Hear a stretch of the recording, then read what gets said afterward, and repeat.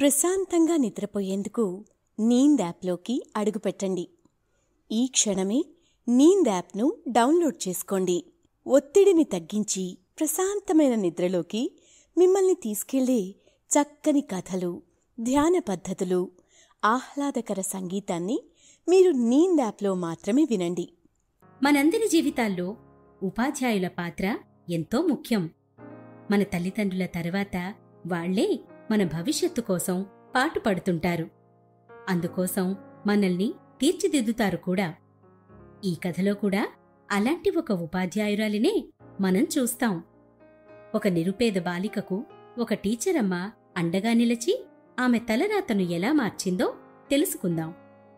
నమస్తే, నేను మీ ఉమా. రచయిత్రి మంజితా కుమార్ రచించిన టీచరమ్మ అనే కథను ఇప్పుడు మనం విందాం. అయితే మనం కథ వినటం ప్రారంభించే ముందు సౌకర్యవంతమైన స్థితిలోకి వెళదాం. మీకు ఇష్టమైన రీతిలో పడుకొని అన్ని లైట్లను ఆఫ్ చేసి మీ కళ్ళు మూసుకోండి. నెమ్మదిగా గాలి పీలుస్తూ పూర్తిగా లోతైన శ్వాస తీసుకొని వదలండి. ఈ ప్రపంచాన్ని, ఇవాల్టి జ్ఞాపకాలను మెల్లగా పక్కకు నెట్టి క్రమంగా నిద్రలోకి జారుకునే సమయమిది. మరోసారి నెమ్మదిగా గాలి పీలుస్తూ లోతైన శ్వాస తీసుకొని మీ శరీరంలోని ఒత్తిడిని బయటకు వదిలేయండి. ఇప్పుడు మీరు చేయాల్సిందల్లా విశ్రాంతి తీసుకోవడం, సేద తీరటం, మునుపటి స్థితికి రావటం. మీరు ఇప్పుడు మంచం మీద ఉన్నారు. రోజువారీ అలసట నుంచి మీ శరీరం విశ్రాంతి తీసుకుంటున్నట్లుగా మీకు అనిపిస్తుంది. కాళ్ల నుంచి మొదలుపెట్టి మీ అవయవాల్లోని ఒత్తిడిని ఒక్కొక్కటిగా బయటకు పంపించేయండి. మీకోసం అవన్నీ రోజంతా చాలా కష్టపడ్డాయి. కాబట్టి వాటికి విశ్రాంతి తీసుకునే అర్హత ఉంది. ముందుగా మీ పాదాల్లో మొదలైన విశ్రాంత అనుభూతి క్రమంగా మీ మోకాలి క్రింది భాగానికి చేరుతుంది. అక్కడి నుంచి మోకాళ్లలోకి ప్రవేశిస్తుంది. ఇప్పుడు మీ కాలి ఎగువ భాగాన్ని విశ్రాంతి తీసుకొనివ్వండి. ఈ విశ్రాంత అనుభూతి క్రమంగా మీ పొత్తి కడుపు నుంచి వెన్నెముక మీదుగా ఎగువ వీపు వరకు వచ్చి తరువాత ఛాతిలోకి ప్రవహిస్తున్నట్లుగా గుర్తించండి. అక్కడి నుంచి మీ భుజాల్లోకి, తరువాత చేతుల్లోకి, చివరగా వేలి కొనల వరకు వెళ్తున్నట్లుగా అనుభూతి చెందండి. ఆపై మీ మెడ, తల, ముఖం వరకు ఆ అనుభూతి ప్రవహిస్తుంది. ఇప్పుడు మీ శరీరం మొత్తం ప్రశాంతంగా, రిలాక్స్డ్గా నిద్రకు సిద్ధంగా ఉంది. త్వరలో మీరు చక్కని నిద్రలోకి జారుకుంటారు. డ్రీమ్ ల్యాండ్లో ప్రశాంతంగా ప్రయాణిస్తారు. ఈ ప్రయాణం ఉదయం వరకు కొనసాగుతూ ఉంటుంది. కాబట్టి మీరు కథను వింటున్నప్పుడు మీ శ్వాసను కూడా అనుసరించండి. అద్భుతమైన నిద్రానుభవం కోసం మీ శరీరం మొత్తానికి విశ్రాంతినిస్తూ స్థిరంగా ఉండండి. బడికి పోవా? ఇంకా ఆడుకుంటూనే ఉన్నావు? స్కూలు సమయం కావస్తున్నా ఇంకా సిద్ధం కాకుండా ఆడుకుంటున్న కూతుర్ని చూస్తూ ఆశ్చర్యంగా అడిగింది గోపమ్మ. అమ్మా, నాకు బడికి వెళ్లాలని ఉంది కాని ఆడపిల్లలు ఎంత చదువుకున్నా అంట్లే తోమాల్ట కదా, అవునా? బాధగా అంది కోకిల. ఆ మాటకు గోపమ్మ గుండెల్లో ముల్లుగుచ్చుకుంది. ఎవరమ్మా అలా అన్నది? అలా ఏం లేదు. నేను ఉండగా అలా జరగనివ్వను. నువ్వు బాగా చదువుకొని కలెక్టర్ ఉద్యోగం చేయాలి, సరేనా? అంటూ కూతురికి నచ్చచెప్పింది గోపమ్మ. కాని మనసులో ఏదో బాధ, వేదన. ఆదర్శ అనే గ్రామంలోని ఒక గుడిసెలో గోపమ్మ తన కూతురితో కలిసి నివసిస్తోంది. భర్త తాగుబోతు. ఊరంతా అప్పులు చేసి లారీ ప్రమాదంలో చనిపోవడంతో అందరూ వారిని చిన్నచూపు చూసేవారు. అవేమీ గోపమ్మ పట్టించుకోకుండా కోకిలను చదివించడమే ధ్యేయంగా పెట్టుకుంది. అందరి ఇళ్లలో పనులు చేసేది. ఆ వచ్చిన డబ్బులతో కోకిలను చదివించేది. తల్లి గోపమ్మ ఆశయాలకు అనుగుణంగానే కోకిల కూడా ఎంతో తెలివైన అమ్మాయి. ప్రభుత్వ పాఠశాలలో చదువుతోంది. చదువులోనే కాదు, ఆటపాటల్లో కూడా కోకిల అందరికన్నా ముందే ఉండేది. చిన్నప్పట్నుంచి అమ్మ తన కోసం పడే తపన, కష్టం తెలుసు కాబట్టి సమయాన్ని ఎక్కువగా వృధా చేసేది కాదు. ఇలా ఉండగా ఓ రోజు కోకిల స్కూలుకు బయలుదేరింది. ఎక్కాలు వల్లెవేస్తూ మెల్లగా నడవసాగింది. ఏయ్ కోకిలా, ఏంటి బడికా? ఆడపిల్లవు, నీకెందుకు చెప్పు చదువు. మీ అమ్మతో పాటు నువ్వు కూడా మా ఇంట్లో పని చేద్దురా. మా నాన్నతో చెప్తాలే, నీకో 10 రూపాయలు ఎక్కువే ఇస్తాడు అని సర్పంచ్ కొడుకు రంజిత్ ఎగతాళిగా మాట్లాడాడు. కోకిలకు ఇదంతా కొత్తేమీ కాదు. కోకిలను ఏడిపించడం రంజిత్కు ఓ సరదా. ఆమె తిరిగి ఏమీ అనకపోవడంతో కోపంతో ఊగిపోయేవాడు రంజిత్. కాని ఇవేవీ పట్టించుకోకుండా తరగతి గదిలోకి వెళ్లి బుద్ధిగా చదువుకునేది కోకిల. ఒకసారి గదిలో పిల్లలందరూ మాట్లాడుకుంటుండగా ప్రిన్సిపాల్ సార్ రఘు ఎవరో కొత్త వ్యక్తిని క్లాస్కు తీసుకువచ్చారు. పిల్లలు, ఈ మేడమే మీ కొత్త క్లాస్ టీచర్. మన ఊరుకు కొత్తగా వచ్చారు. అల్లరి చేయకుండా బుద్ధిగా మెలగండి అని చెప్పి వెళ్ళిపోయారు. కొత్త టీచర్ ఎంతో ముచ్చటగా ఉన్నారు.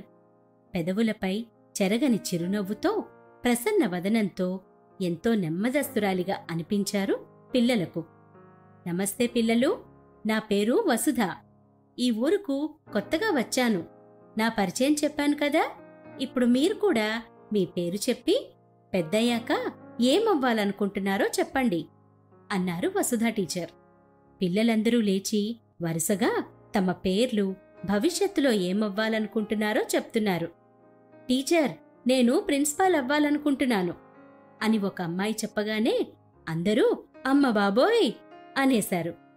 ఇంకో విద్యార్థి లేచి టీచర్, నేను సినిమా హీరోనవుతా అనగానే అబ్బో అంటూ ఏడిపించారు. ఇలా క్లాసు సాగుతుండగా కోకిల వంతు వచ్చింది. కోకిల తన పేరు చెప్పగానే రంజిత్ వెనక నుంచి నేను పెద్దయ్యాక పనమ్మాయినవ్వాలనుకుంటున్నాను అంటూ అరిచాడు. కోకిల కళ్లలో నీళ్లు. ఏమీ మాట్లాడకుండా తన బల్లపై కూర్చుండిపోయింది. ఇది చూసిన టీచర్ వెంటనే రంజిత్ను తన వద్దకు పిలిచారు. తప్పు కదా బాబూ అలా మాట్లాడ్డం అని మందలించారు. తప్పా? ఏం తప్పు? ఎందుకు తప్పు అని టీచర్కే ఎదురు చెప్పాడు రంజిత్. మీరంతా స్నేహితుల్లా మెలగాలి, అంతేకాని ఇలా చేయడం మంచి పద్ధతి కాదు అని ఎంతో ఓర్పుగా చెప్పారు టీచర్. మేడం, నేను సర్పంచ్ కొడుకును. మీరు ఈ ఊరికి కొత్త కదా, తెలియదనుకుంటా. వాళ్ళమ్మ మా ఇంట్లోనే పనిచేస్తుంది. ఇది కూడా పెద్దయ్యాక మా ఇంట్లోనే పనికి రావాలి. పనిమనిషి కూతురు పనిమనిషే అవుతుంది తప్ప కలెక్టర్ కాదు అంటూ వెకిలిగా నవ్వాడు. రంజిత్ మాటలకు వసుధకు చాలా కోపం వచ్చింది. రంజిత్ను గుంజీలు తీయమని పనిష్మెంట్ ఇచ్చింది.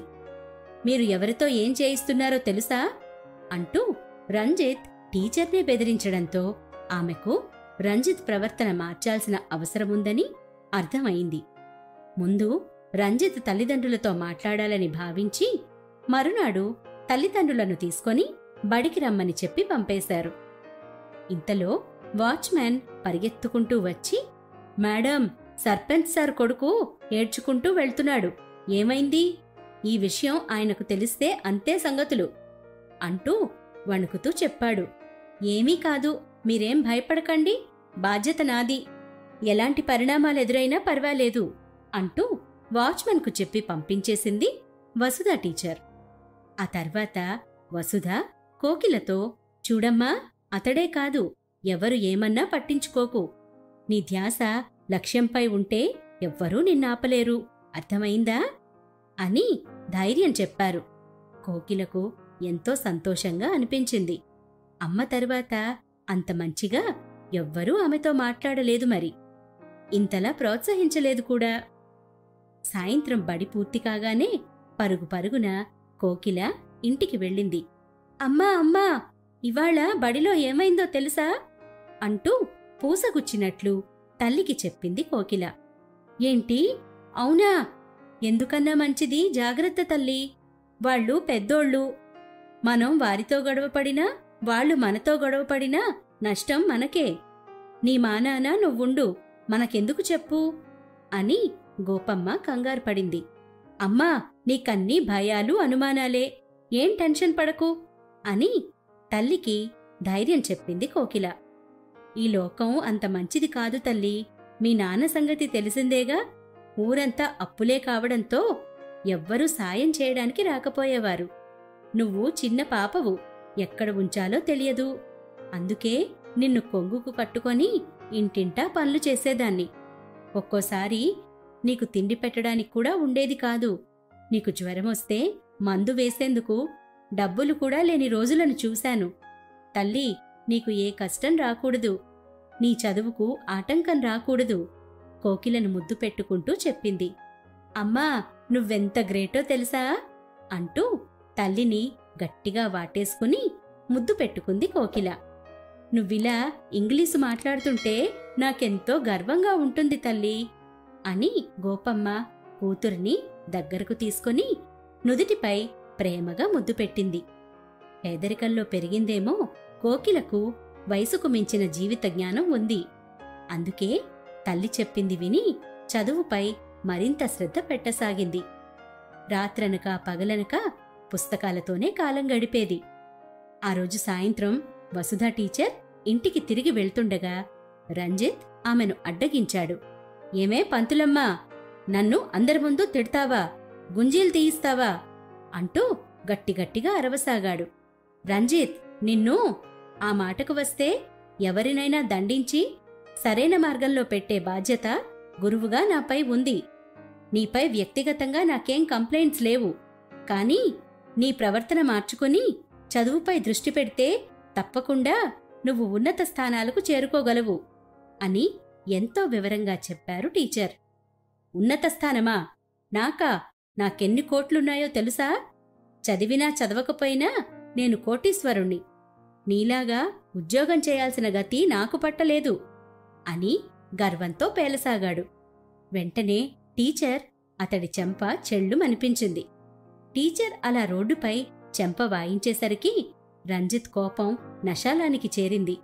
నీ అంతు చూస్తా అంటూ టీచర్ అమ్మను బెదిరిస్తూ రంజిత్ వెళ్ళిపోయాడు. మర్నాడు అందరికన్నా ముందే రంజిత్ స్కూలుకు వచ్చాడు. టీచర్ గురించి అవాకులు చవాకులు బోర్డుపై రాసి ఏమీ ఎరగనట్లు తన బల్లపై వెళ్లి కూర్చున్నాడు. ఒక్కొక్కరుగా విద్యార్థులంతా క్లాసు గదిలోకి రావడం, బోర్డుపై ఉన్నది చదవడం, అది రంజితే రాశాడని అర్థం చేసుకోవడం, కాని ఏమీ చేయలేక మౌనంగా ఉండిపోవడం చకచకా జరిగిపోయాయి. ఇంతలో క్లాస్కు వచ్చిన కోకిల బోర్డును చూసి అవాక్కయింది.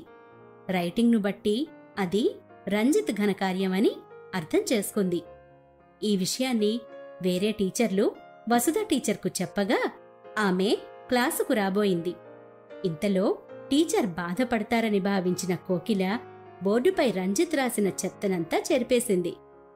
ఇదంతా చూస్తున్న రంజిత్కు ఒళ్ళు మండిపోయింది. వెంటనే కోకిలను జుట్టుపట్టి లాగాడు. అప్పుడే క్లాస్కు వస్తున్న వసుధా టీచర్ ఇది చూసి నివ్వెరపోయారు. రంజిత్ను మందలించి గోడ కుర్చీ వేయించారు. చూడు రంజిత్, నీ ప్రవర్తన, నీ మిత్రుల పట్ల నీ వాలకం ఇవేవీ బాగాలేవు. నిన్ను ఇలాగే వదిలేస్తే కష్టం.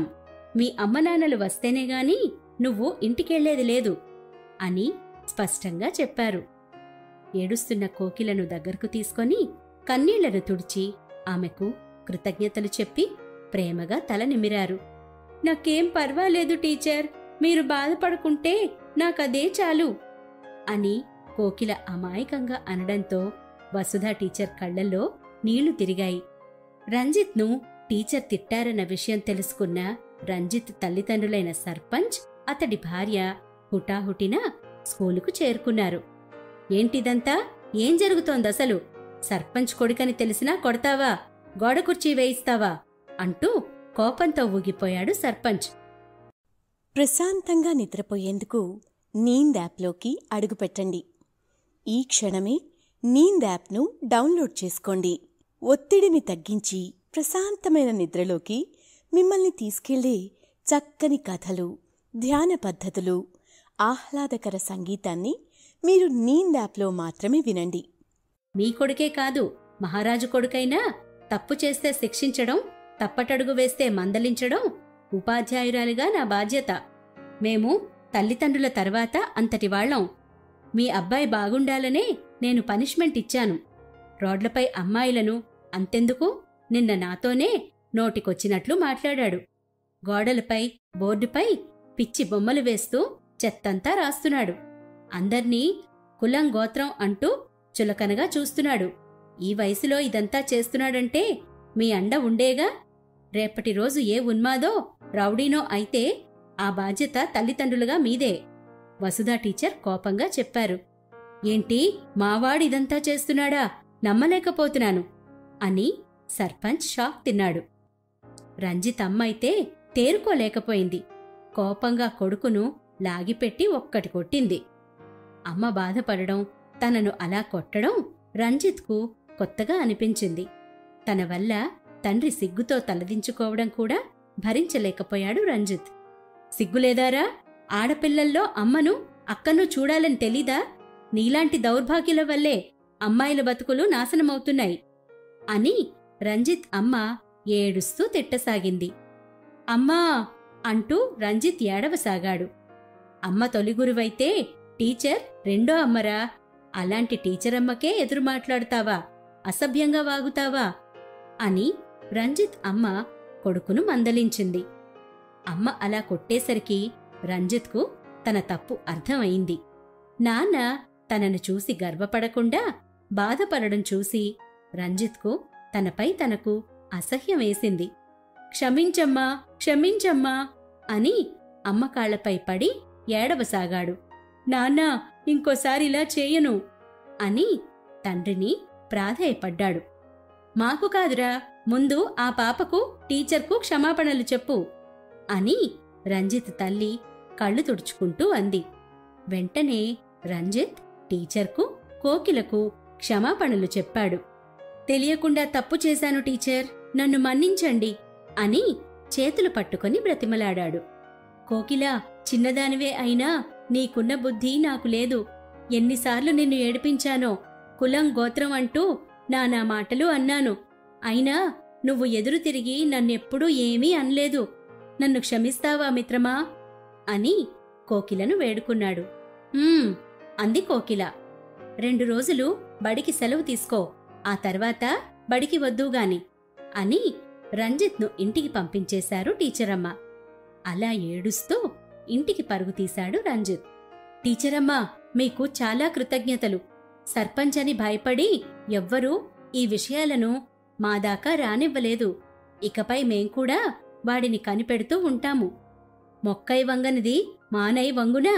ఒక్కోసారి బెత్తం దెబ్బలే సరైన మందు అంటూ సర్పంచ్, అతడి భార్య టీచర్కు నమస్కరించారు. అమ్మా కోకిల, మా వాడి తరపున మమ్మల్ని క్షమించమ్మా. పిల్లలు, మీ అందరూ కూడా మా రంజిత్ను మన్నించి వాడితో స్నేహంగా ఉండాలి, సరేనా అంటూ సర్పంచ్, అతడి భార్య అభ్యర్థించి అక్కడ్నుంచి వెళ్ళిపోయారు. అంతే, ఒక్కసారిగా అందరూ చప్పట్లు కొడుతూ టీచరమ్మా మీరు సూపర్ అంటూ తెగ పొగిడేశారు. ఇక అప్పట్నుంచి రంజిత్లో చాలా మార్పు వచ్చింది. మంచివాడిగా మారే వరకు అమ్మ మాట్లాడను అనడంతో అమ్మ కోసమైనా చెడ్డ పనులు మానాలని బలంగా అనుకున్నాడు. అలాగే నడుచుకోవడం మొదలుపెట్టాడు. గతంలో చేసిన తప్పులను సరిదిద్దుకుంటూ చెడు అలవాట్లను దూరం చేసుకుంటూ బుద్ధిగా ఉండసాగాడు. అలా ఓ రోజు బడికి వెళ్లే దారిలో రంజిత్కు కోకిల కనిపించింది. కోకిలా, కోకిలా ఆగు అంటూ పరిగెత్తుకుంటూ వెళ్లాడు రంజిత్. నువ్వు చాలా మంచిదానివి కోకిలా, ఎవ్వరినీ ఏమీ అనవు. నీ జోలికి వచ్చినా పెద్ద మనసుతో మన్నిస్తావు. నన్ను కూడా అలానే క్షమిస్తావా అని తలదించుకొని అడిగాడు. తప్పు తెలుసుకున్నావుగా, తప్పకుండా మన్నిస్తాను అని కోకిల నవ్వింది. అయితే ఈ జామకాయలు తీసుకో, ఇంట్లో చెట్టువి అంటూ ఆమెకు 2 జామకాయలిచ్చాడు. ఇద్దరూ కలిసి జామకాయలు తినుకుంటూ తరగతి గదికి చేరుకున్నారు. రంజిత్ మంచివాడిగా మారుతుండడంతో అందరూ అతడితో స్నేహం చేయసాగారు. రంజిత్ స్నేహితులు కూడా పిచ్చి పనులు మానేసి మంచిగా ప్రవర్తించసాగారు. తరగతిలోకి వచ్చిన వసుధ, పిల్లలు, మీ అందరికీ ఇవాళ ఓ చిన్న పరీక్ష, అందరూ సిద్ధమేనా అంటూ కనుబొమ్మలెగరేశారు.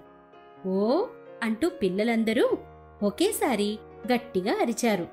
చూడండి పిల్లలు, మనందరిలో ఒక్కో లోపం ఉండొచ్చు. అది తప్పు కాదని మనకనిపించినా ఎదుటివారికి అది పెద్ద తప్పుగా అనిపించవచ్చు. కాబట్టి మీ స్నేహితుల్లో ఉన్న ఒక్క చెడ్డ గుణం గురించి చెప్పి అది మానివేయమని అడగండి, సరేనా? ముందుగా కోకిల, నువ్వు చెప్పు అంది. సరే టీచర్, మరేమో నా కొత్త మిత్రుడు రంజిత్ చదువుపై అస్సలు శ్రద్ధ పెట్టడు. చదువుకుంటే బాగుంటుంది రంజిత్ అని చెప్పి కూర్చుంది కోకిల. టీచరమ్మతో సహా అందరూ చప్పట్లు కొట్టారు. రంజిత్, ఇప్పుడు నువ్వు చెప్పు అన్నారు టీచర్. రంజిత్ లేచి నిలబడి, నా నేస్తం కోకిల తానొక్కతే బాగా చదువుకుంటుంది. నాలాగా చదువు తలకెక్కని వారికి కూడా సాయం చేస్తే బాగుంటుంది అంటూ నవ్వాడు. రంజిత్తో పాటే అందరూ గొల్లున నవ్వారు. అలా ఒకరి గురించి మరొకరు చెప్పుకుంటూ పిల్లలంతా సరదాగా గడిపేశారు. ఇక ఆ తర్వాత్నుంచి రంజిత్, కోకిలలు కలిసి చదువుకోవడం మొదలుపెట్టారు. చదువులో ఏవైనా సందేహాలుంటే వసుధా టీచర్ను అడుగుతూ మంచి మార్కులు తెచ్చుకోసాగారు. కోకిల వల్ల రంజిత్లో వస్తున్న మార్పు చూసి టీచర్తో పాటు ప్రిన్సిపాల్, రంజిత్ తల్లిదండ్రులు కూడా ఎంతో సంతోషించారు. ఇదిలా ఉండగా ఒక ఎన్జీఓ వారు పేద పిల్లలకు స్కాలర్షిప్ ఇస్తామని, సిటీలో పెద్ద బడిలో ఉన్నత విద్యను ఉచితంగా అందిస్తామని, అందుకు ఓ పరీక్ష రాయాల్సుంటుందని ప్రకటన చేశారు. ఈ విషయం గురించి మాట్లాడేందుకు వసుధ కోకిల వాళ్ళింటికి వెళ్ళింది. కోకిలా, కోకిలా అంటూ వసుధా టీచర్ పిలవగానే గోపమ్మతో పాటు కోకిల బయటకు వచ్చారు. నమస్తే టీచరమ్మా, రండి కూర్చోండి అంది గోపమ్మ. అదంతా తర్వాత గాని నువ్వు స్కాలర్షిప్ పరీక్ష తప్పకుండా రాయాలి. నీకు గనక స్కాలర్షిప్ వస్తే మీ అమ్మకు కాస్త కష్టం తగ్గుతుంది అన్నారు. కానీ టీచర్, పక్క ఊళ్ళో పరీక్ష రాయాలట కదా, అక్కడికి వెళ్లేంత డబ్బులు లేవు. పైగా నాకు తోడుగా ఎవరొస్తారు? అమ్మను రమ్మంటే ఊళ్ళో 5-6 పనులు చేస్తుంది. వాళ్ళు సెలవు ఇవ్వరుగాక ఇవ్వరు. ఇప్పుడెలా? బాధపడుతూ చెప్పింది. నాకు ఆశగానే ఉందమ్మా, కానీ పిల్లను ఒక్కదాన్నే ఎలా పంపాలో తెలియడం లేదు. అంతా నా కర్మ ఏడుస్తూ చెప్పింది గోపమ్మ. అయ్యో, దానికే ఇంత బాధపడాలా? నేనున్నాను కదా, దగ్గరుండి తీసుకువెళ్తాను. పరీక్ష రాశాక జాగ్రత్తగా ఇంటికి తీసుకొస్తాను. డబ్బుల గురించి గాబరా పడొద్దు, నా డబ్బులతోనే తీసుకెళ్తాను. ఈ చదువుల సరస్వతి భవిష్యత్తు లక్ష్మీ కటాక్షం లేనందువల్ల ఆగిపోకూడదు అని కోకిలను దగ్గరకు తీసుకున్నారు టీచర్. టీచరమ్మా, మీ రుణం ఎలా తీర్చుకోవాలి అంటూ గోపమ్మ టీచర్ కాళ్ల మీద పడిపోయింది. అయ్యయ్యో గోపమ్మ, లే లే అని గోపమ్మను పైకి లేపారు టీచరమ్మ. టీచరమ్మా, మీరు మా పాలిట దేవత, ఈ చిన్న ఊళ్ళో వెలసిన చదువుల దైవం. మీరు లేకుంటే నా భవిష్యత్తు, రంజిత్ లాంటి పిల్లల భవిష్యత్తు ఏమైపోయి ఉండేదోనని అప్పుడప్పుడు భయమేస్తుంటుంది అంది కోకిల. నిజం చెప్పావు కోకిల, నేనైతే ఈ పాటికి ఏ జైల్లోనో మగ్గుతూ ఏడుస్తూ ఉండేవాడిని. అంతా టీచరమ్మ దయ. అప్పుడే వచ్చిన రంజిత్ టీచరమ్మ కాళ్లకు నమస్కరించాడు. అమ్మా నాన్న కూడా వచ్చారు అంటుండగా వాళ్ళు లోపలికి వచ్చారు. అమ్మా కోకిల, నా కారులో వెళ్లి పరీక్ష రాసిరా. నీ వల్ల నా కొడుకు ఇవాళ ఇంత బాగా చదవగలుగుతున్నాడు. టీచరమ్మా, మీరు లేకుంటే వాడి బతుకు బుగ్గిపాలయ్యేది అని సర్పంచ్ దంపతులు టీచరమ్మకు నమస్కరించారు.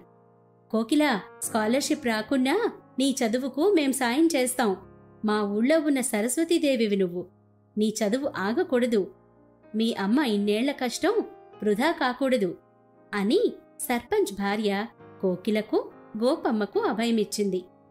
మీరంతా నా బిడ్డను ఇంతలా ఆదరిస్తుంటే నాకెంత సంబరంగా ఉందో చెప్పలేకపోతున్నాను. ఇదంతా మా కోకిలమ్మ చేసుకున్న అదృష్టం అంటూ గోపమ్మ ఆనందంతో కన్నీళ్లు రాల్చింది. కోకిల, చూశావుగా, నీపై ఊరంతా నమ్మకం పెట్టుకుంది. ఖచ్చితంగా పరీక్షలో విజయం సాధించి స్కాలర్షిప్ కొట్టాలి, సరేనా అంటూ కోకిలను దగ్గరకు తీసుకున్నారు టీచరమ్మ. తప్పకుండా టీచర్, నా కోసం తాపత్రయపడుతున్న మీ అందరి నమ్మకాన్ని వమ్ము కానివ్వను. మా అమ్మ ఆశయాన్ని నిజం చేస్తాను. నా కలలను సాకారం చేసుకుంటాను అంది కోకిల దృఢ నిశ్చయంతో. కోకిల ఆత్మవిశ్వాసానికి అకుంఠిత దీక్షకు అందరూ పొంగిపోయారు. ఇక అప్పట్నుంచి కోకిల మరింత శ్రద్ధతో పరీక్ష కోసం చదవసాగింది. ఊళ్ళో ఉన్న అందరూ కోకిల కోసం తీయని పళ్ళు, చిక్కటి పాలు, పెరుగు ఇలా ఎవరికి తోచినవి వారు తీసుకురావడం మొదలుపెట్టారు. గోపమ్మ ఇదంతా చూసి పొంగిపోయేది. ఊహించినట్లుగానే కోకిల స్కాలర్షిప్ పరీక్ష పాస్ అయ్యింది. స్కూల్లో అందరూ సంతోషపడిపోయారు. గోపమ్మ ఆనందానికి అవధులు లేకుండా పోయాయి. ముఖ్యంగా వసుధ టీచర్ ఎంతో సంతోషపడిపోయారు. ఊరంతా పండగ వాతావరణం నెలకొంది. అందరూ కోకిలకు అభినందనలు తెలియచేయసాగారు. ఆమె వల్ల ఊరి తలరాత మారిపోవాలని అభిలాషించారు. ఇంకో 2 రోజుల్లో సిటీలో పెద్ద స్కూల్లో చదివేందుకు కోకిల బయలుదేరాల్సి ఉంది అనగా, అమ్మా, నువ్వు లేకుండా ఉండగలనా అంటూ కోకిల అమ్మను పట్టుకొని ఏడ్చేసింది. ఎవరి దారులు వారివి తల్లి. ఒంటరిగానే మన ప్రయాణం సాగించాలి. జీవితాంతం ఈ అమ్మ నీ తోడుగా ఉంటుందనుకోవడం నీ భ్రమ. పాత ఆకులు రాలిపోతూ కొత్త ఆకులు వస్తూనే ఉంటాయి. నువ్విప్పుడు కష్టపడి చదువుకుంటేనే ఏదన్నా సాధించగలవు. నా గురించి బెంగ పెట్టుకోకు. సెలవుల్లో వస్తావుగా తల్లి అంటూ ధైర్యాన్నిచ్చింది. కాని గోపమ్మ మనసులో కూడా బెంగ గూడు కట్టుకుంది. ఒక్కగానొక్క బిడ్డను అంత దూరం పంపాలంటే ఏదో బాధ. కాని కోకిల భవిష్యత్తు బాగుండాలంటే తాను గుండెను రాయి చేసుకోవాలనుకుంది. ఊళ్ళోని బడిలో కోకిల చివరి రోజు కావడంతో అందరినీ కలవడానికి వచ్చింది. ప్రిన్సిపాల్, ఇతర టీచర్లను ఒక్కొక్కరిగా కలిసి వారి ఆశీస్సులు తీసుకోసాగింది. అందరూ కోకిలకు మంచి మంచి పెన్సిళ్లు, పెన్నులు బహుమతిగా ఇవ్వసాగారు. కోకిల కోసం చిన్న సభను స్కూల్లో ఏర్పాటు చేశారు. ప్రిన్సిపాల్ ముందుగా మాట్లాడారు. కోకిల మా స్కూలుకే గర్వకారణం. అంతెందుకు, ఈ ఊరికే పేరు ప్రఖ్యాతలు తీసుకువచ్చే స్థాయికి చేరుకుంటుందన్నది నా బలమైన నమ్మకం అంటూ ముగించారు. ఆ తర్వాత కోకిల మైక్ అందుకుంది. ఏం మాట్లాడాలో, ఎక్కడి నుంచి ఎలా ప్రారంభించాలో కూడా తెలియలేదు. అందరికీ నమస్కారం. అమ్మ మొదటి గురువని, గురువు రెండో అమ్మ అని అంటారు. నా విషయంలో అదే జరిగింది. మా అమ్మ తర్వాత వసుధ టీచరమ్మ నన్ను అమ్మలా ఆదరించారు, మార్గనిర్దేశం చేశారు. ఇవాళ నేను ఉన్నత చదువు కోసం సిటీలో పెద్ద బడికి వెళ్తున్నానంటే అది కేవలం టీచరమ్మ వల్లే సాధ్యమైంది. ఇటువంటి చిన్న ఊళ్లలో పుట్టి పెరిగిన మాలాంటి వారికి, ముఖ్యంగా అమ్మాయిలకు బతుకుపై భరోసానిచ్చి చేయి ఇచ్చి నడిపించేవాళ్లు చాలా తక్కువ. ఇలాంటి ఒక్క టీచరమ్మ ఉంటే చాలు, మా బతుకులు బాగుపడతాయి. పనిమనిషి కూతురు కూడా కలలు కనగలదు, వాటిని సాకారం చేసుకునే దిశగా అడుగులు వేయగలదు. ఇక మాట్లాడలేక పరుగు పరుగున వెళ్లి టీచరమ్మను వాటేసుకుని ఏడ్చేసింది కోకిల. కోకిల, నేనేం చేశానని? నిజానికి నేనేమీ చేయలేదు. నీ తెలివితేటలతో ఈ స్థాయికి చేరుకున్నావంతే. ఇక కన్నీటిని మర్చిపో. రేపటి కోసం కలలు కను, వాటిని సాకారం చేసుకునేందుకు ప్రయత్నించు అని భుజం తట్టారు టీచరమ్మ. టీచరమ్మ ఇచ్చిన మనోధైర్యంతో అందరి వద్ద సెలవు తీసుకొని కోకిల పట్నానికి బయలుదేరింది. సెలవులకు ఊరికి వస్తూ అమ్మా, మిత్రులతో ఆనందంగా ఉంటూ టీచరమ్మకు సిటీ బడిలోని కొత్త కొత్త విషయాలను చెబుతూ గడిపేది. అలా కొన్నాళ్లకు కోకిల స్కూలు, కాలేజీల చదువు పూర్తయింది. గ్రూపులకు ప్రిపేరైన కోకిల కలెక్టర్ అయింది. అమ్మ కలను నిజం చేస్తూ, టీచరమ్మ ఆశయాలను సాధిస్తూ అదే ఊరికి కలెక్టర్గా తిరిగొచ్చింది. ఊళ్ళో అందరినీ సంతోషపరిచింది. కృషి పట్టుదలతో అనుకున్నది సాధించింది. మట్టిలో మాణిక్యం విలువేంటో, ఆడపిల్లలు తలుచుకుంటే ఏం సాధించగలరో అందరికీ నిరూపించింది. ఈ కథను విన్నారుగా. మనిషి సాధించలేనిది ఏదీ లేదు. మనం వెళ్లే మార్గంలో ఎన్నో ముళ్లదారులు ఉంటాయి. ముళ్ళు ఉన్నాయి కదా అని ఊరుకుంటే ఎలా? ఆ ముళ్లను తొలగించుకుంటూ మున్ముందుకు సాగితేనే విజయం మన సొంతం. విజయం సాధించాలంటే పట్టుదల, కృషి ఎంతో అవసరం. కోకిలలాగా. ఇక మీ ఆలోచనలను కట్టిపెట్టి ప్రశాంతంగా నిద్రపోండి. శుభరాత్రి. ప్రశాంతంగా నిద్రపోయేందుకు నీంద్ యాప్లోకి అడుగుపెట్టండి. ఈ క్షణమే నీంద్ యాప్ను డౌన్లోడ్ చేసుకోండి. ఒత్తిడిని తగ్గించి ప్రశాంతమైన నిద్రలోకి మిమ్మల్ని తీసుకెళ్లే చక్కని కథలు, ధ్యాన పద్ధతులు, ఆహ్లాదకర సంగీతాన్ని మీరు నీంద్ యాప్లో మాత్రమే వినండి.